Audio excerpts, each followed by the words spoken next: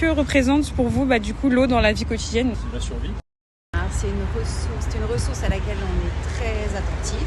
L'eau, on s'en sert, c'est la vie en fait. Hein. On a besoin de l'eau pour tout.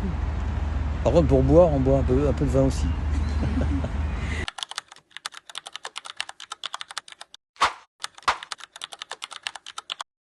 Début 19e, il y a bien un égout sous Paris, mais il ne remplit pas encore sa fonction d'organe digestif de la ville. L'épidémie de choléra a joué un rôle déclencheur. Les Parisiens se sont révoltés. La ville se retrouve alors à entreprendre des grands travaux.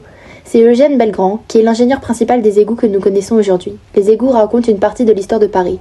Dès 1992, la capitale devient l'une des premières d'Europe à posséder un vaste réseau, suscitant la jalousie d'autres villes. Ils serviront plus tard durant la Résistance et pourront même être visités en circulant sur des rails. Les égouts que nous connaissons présentent 3 caractéristiques principales. Elles sont gravitaires, visitables et unitaires. Cela signifie que l'eau y circule en pente et que les galeries sont construites de taille humaine. De plus, ils recueillent à la fois l'eau de pluie et l'eau usée. Chaque jour, les égoutiers travaillent à la bonne gestion de ce réseau.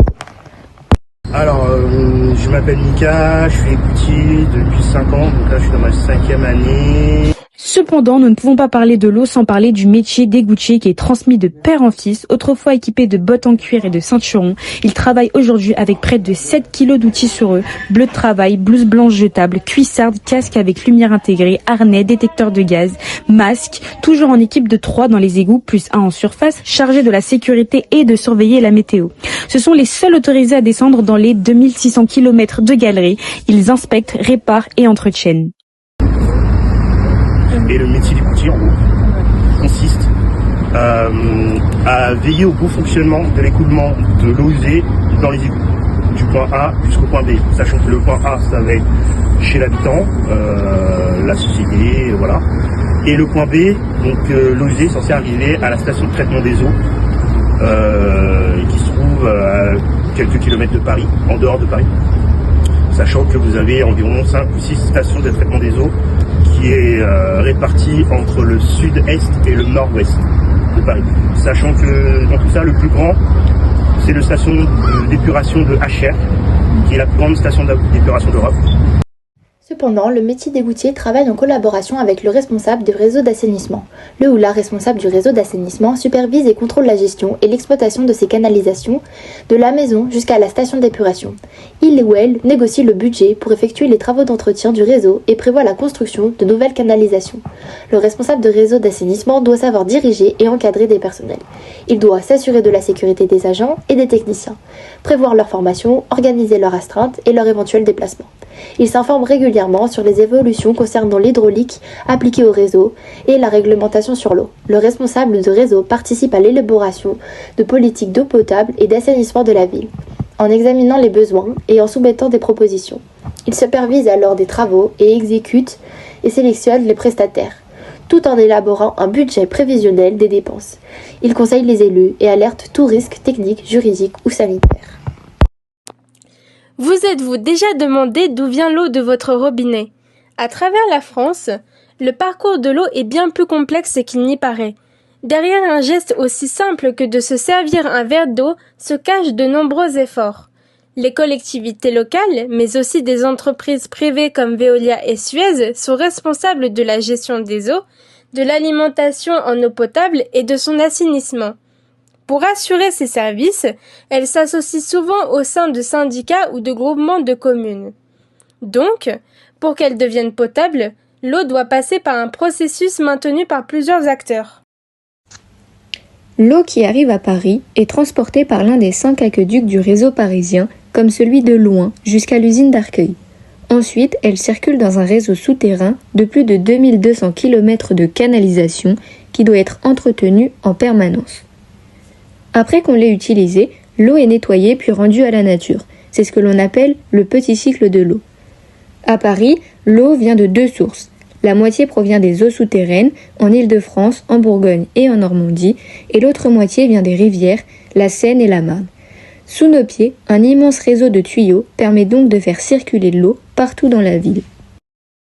Cependant, il est essentiel de savoir comment l'eau est rendue potable. Il faut avant tout éliminer tout ce qui peut la contaminer, microbes, virus, parasites ou polluants.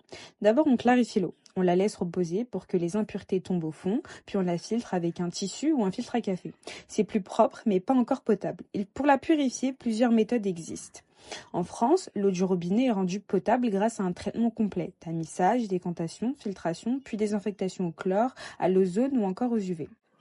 Concernant les normes, les services de l'eau doivent respecter plusieurs obligations. Chaque ville publie un rapport annuel sur la qualité et le prix de l'eau. L'ARS contrôle régulièrement l'eau pour vérifier l'absence de microbes, métaux lourds ou produits chimiques.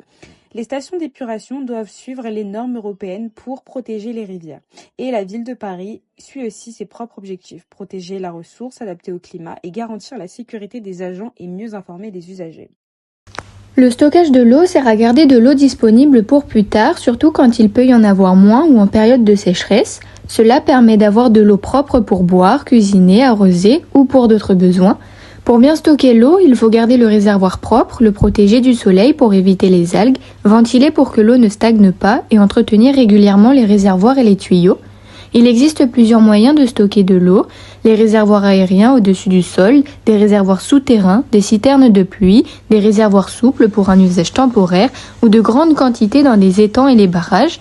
On peut aussi utiliser des réservoirs mobiles transportables pour les urgences. Les réservoirs, ils peuvent être remplis avec de l'eau du réseau, l'eau de pluie, un puits ou une source, ou encore livrés par camion si nécessaire. L'argent est utilisé aussi pour entretenir le réseau, que ce soit les canalisations, les pompes ou bien même les stations, payer le personnel, les égoutiers, les techniciens de laboratoire et gestionnaires, investir dans le réseau, moderniser, remplacer les équipements et protéger leur environnement. La principale source d'argent, c'est la vente d'eau potable. À Paris, l'entreprise Eau de Paris vend l'eau aux habitants. Cet argent sert à payer la plupart du temps des activités comme distribuer l'eau, la traiter et entretenir le réseau. Pour les égouts, une partie de l'argent sert à collecter et traiter les eaux usées. En 2023, Eau de Paris a dépensé 333 millions d'euros pour faire fonctionner le réseau et 106 millions pour moderniser et améliorer les installations. Le traitement de l'eau constitue déjà un enjeu environnemental, puisque celle-ci suit un cycle constant. Le processus actuel est déjà conçu pour limiter les impacts sur la nature en réutilisant l'eau après épuration. Cependant, pouvons-nous améliorer ce circuit afin de garantir une gestion de l'eau plus respectueuse de l'environnement ? Est-ce que vous êtes au courant de projets pour rendre la gestion des eaux plus écologique ou plus durable ? Oui, il y a des projets, le renouvellement du réseau, qui commence à se généraliser petit à petit. Pour le moment, ça représente que 5% des habitations. Les premiers, ça va être dans le 7e arrondissement, quartier des Batignolles, là où se trouve le nouveau tribunal de Paris. Là, c'est en réseau dit séparatif, ce n'est pas un réseau unitaire comme dans tout Paris. Unitaire, c'est quand on récupère vos eaux usées et quand il va pleuvoir, les deux se mélangent dans la même galerie. Alors que le réseau séparatif, vous aurez une galerie, les eaux usées passera en hauteur dans une canalisation et l'eau de pluie aura du sol. Les deux sont censés ne pas se mélanger. Et donc ça, petit à petit, dès qu'on détruit un quartier, on le reconstruit du sous-sol jusqu'au toit, cette fois-ci avec des normes environnementaux plus strictes.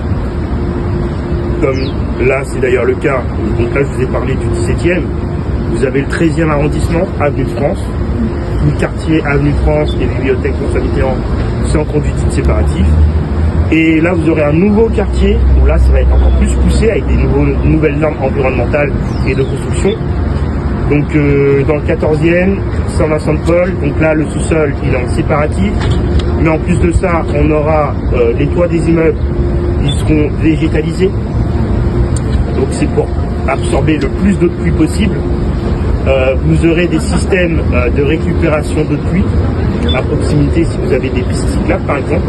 En fait, sur les pistes cyclables, il y aura des systèmes drainants avec des réservoirs de récupération d'eau. Vous aurez aussi au niveau des bâtiments, au niveau des toilettes, ça va être repensé. Donc il y aura un tout nouveau design de toilettes. Où d'un côté, aux toilettes, il y aura un système pour récupérer tout ce qui est solide. donc excréments, et une autre partie pour récupérer le liquide par effet gravitationnel. En fait. Et tout sera stocké au niveau du quartier, dans le sous-sol. Il y aura une mini-usine de traitement des objets, si vous voulez, où vous aurez une citerne pour l'excrément. Par conséquent, nous avons pu voir le chemin que l'eau parcourt au fil de son cycle grâce à l'aide de ses nombreux acteurs, qu'il travaille de près ou de loin avec celle-ci. De plus, l'eau reste un élément fondamentalement écologique, mais cela ne signifie pas que nous ne pouvons pas améliorer notre manière de la consommer.